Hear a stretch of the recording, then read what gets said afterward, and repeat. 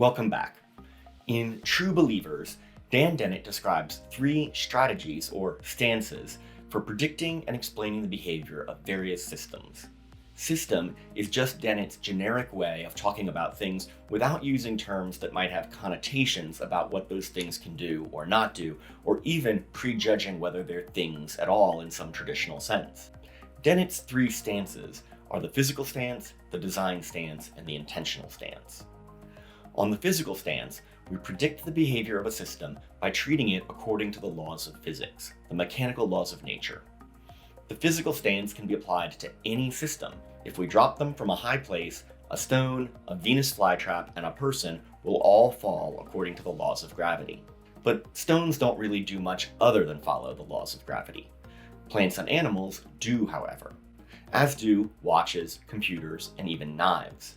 For those things, you could in principle predict all their behaviors using the physical stance, but it would be hard. Predicting the behavior of watches or plants or animals using just the physical stance would require taking up what Dennett calls the Laplacian viewpoint, after the French mathematician who thought that a being of infinite rationality, so-called Laplace's demon, who knew the positions of every particle and all the laws of nature at any given time, could calculate the positions of those particles at every other time in the universe, past or future. The trouble is that, unlike Laplace's demon, we are not of infinite memory and computational power.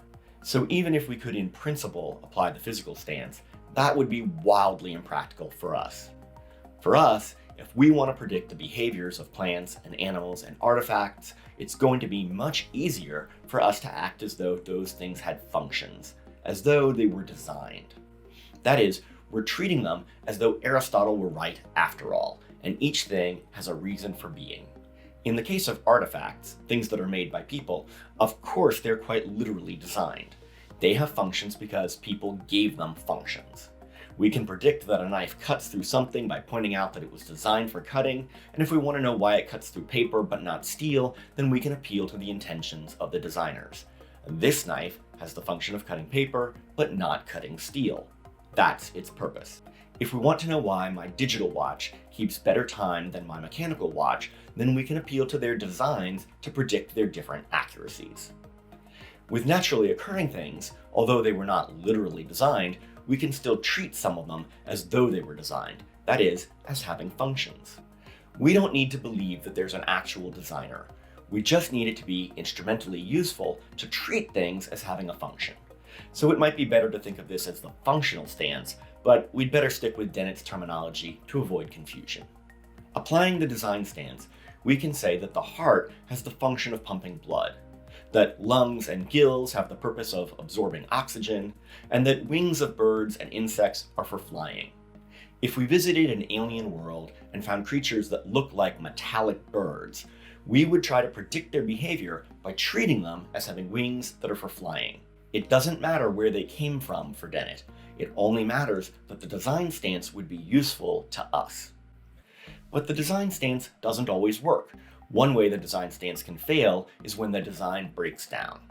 If someone has a heart disease, their heart no longer does just what it was supposed to do, and we can fall back on the physical stance. The heart's unable to properly pump blood because some of the valves are damaged or the arteries are blocked. If a bird's wings are damaged, then we'll have to once more predict its movement through the air by appealing to the simple laws of gravity rather than the function of the wings to enable flight. Another way the design stance can fail is if the system is sufficiently complicated that it's impractical to apply the design stance. I might be able to say some things about your heart using the design stance, but I won't be able to say much about your overall behavior.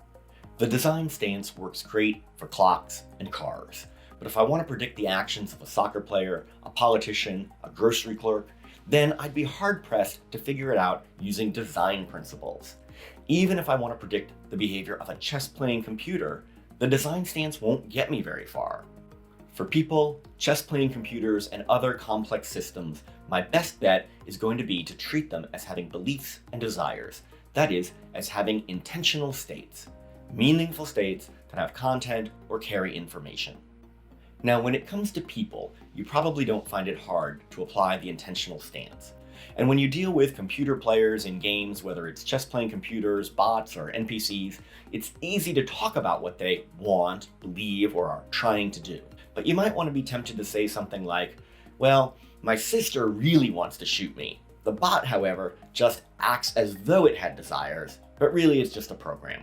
So you might be tempted to make a distinction between those things that really have intentional states and those things that only act like they do. But this is the distinction that Dennett rejects. On his view, if the intentional stance works for predicting the behavior of a system, then the system has intentional states. That's just what it is to be an intentional system for Dennett. Being an intentional system just is being a system that can be usefully predicted using the intentional stance. There's no further question about whether the system really has beliefs and desires over and above the question of whether the intentional stance can be usefully applied to it. Of course, we can't just say it's useful, it has to actually be useful. I can insist on applying the intentional stance to a paperweight. I can insist that the paperweight has beliefs and desires, such as the belief that it's in the best place in the universe and the desire to stay exactly there.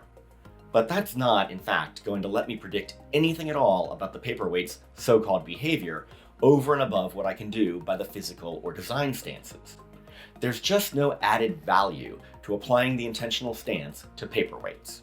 In contrast, Dennett thinks there is, in fact, added value to applying the intentional stance to you and me, to chess-playing computers, to Siri, to dogs, and maybe to thermostats. Those are intentional systems. What do you think about Dennett's stances? Does this approach make Dennett a realist about intentional states? Or is this a behaviorist view, or even an eliminativist view? Or is it something else altogether?